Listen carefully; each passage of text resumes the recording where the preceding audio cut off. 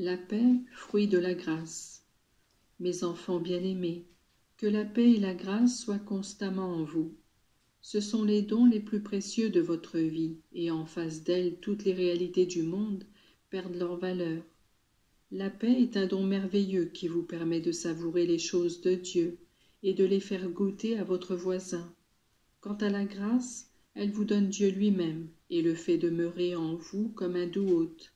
C'est pourquoi vous pouvez dire en toute sincérité que la personne qui vit dans la grâce de Dieu connaît le paradis sur terre.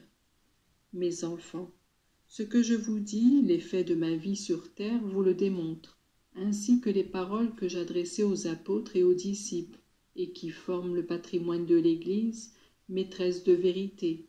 Mais vous pourriez constater la vérité de mes paroles en regardant votre vie. Quand avez-vous été en mesure d'apprécier au mieux ce que vous enseignaient les personnes qui en avaient l'autorité? Lorsque vous receviez avec joie ces instructions, dans l'innocence de votre âme et la simplicité de votre vie, car alors la paix était en vous, la paix qui était désir de connaître Dieu et de communier avec lui. Mes enfants, bien souvent le monde s'agite vainement et pense atteindre de grands objectifs par la science, la technique ou la production humaine. Des scientifiques, des techniciens, des ouvriers veulent alors obtenir de tels résultats en termes de puissance, de richesse, de supériorité de toute espèce. Mais ils ne font que s'éloigner de la paix, puisqu'ils se détachent de Dieu. La foi diminue en eux, et à travers leurs œuvres, ils ne recherchent qu'eux-mêmes. Ainsi, beaucoup de personnes de grande intelligence non seulement n'accordent aucune valeur aux réalités divines, mais se désintéressent de ce qui est vraiment utile à l'homme, au point de ne pas être en mesure de fournir à leurs semblables ces dons qui sont source de paix. Il est difficile d'établir jusqu'à quel point on peut jouir de la paix, ce don de Dieu. Mais c'est un fait que plus une âme aime le Seigneur, plus il s'instaure en elle un climat très doux de sérénité, à l'image d'un éternel printemps que rien ne parvient à troubler. C'est comme voir une mer paisible dans laquelle la lumière du soleil se mire, ou sur laquelle se reflète la lune argentée, même dans l'obscurité des événements humains.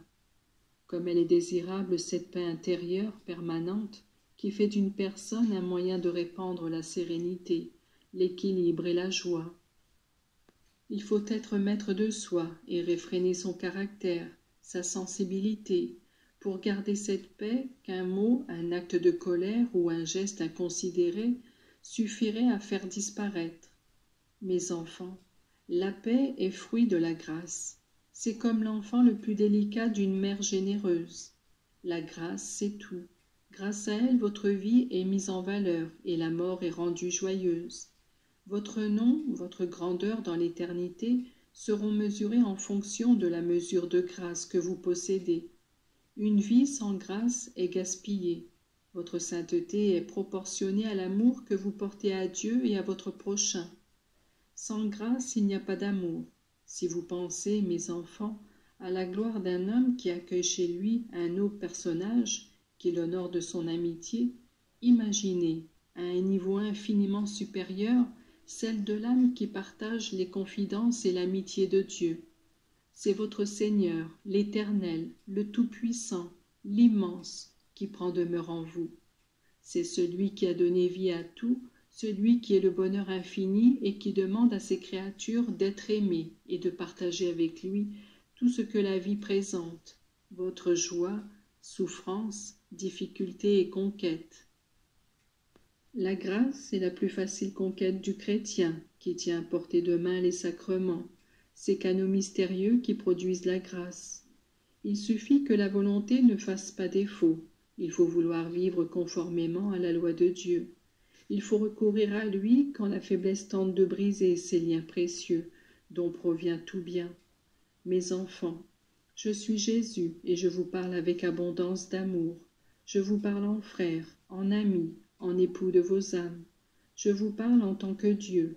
Je veux habiter en vous. Je veux que vous possédiez la grâce et que tous puissent trouver, même par votre entremise, ces dons précieux que je peux donner à ceux qui les désirent. Rappelez-vous que nul n'est déçu s'il recourt à mon cœur. Je suis la grâce, je suis la paix.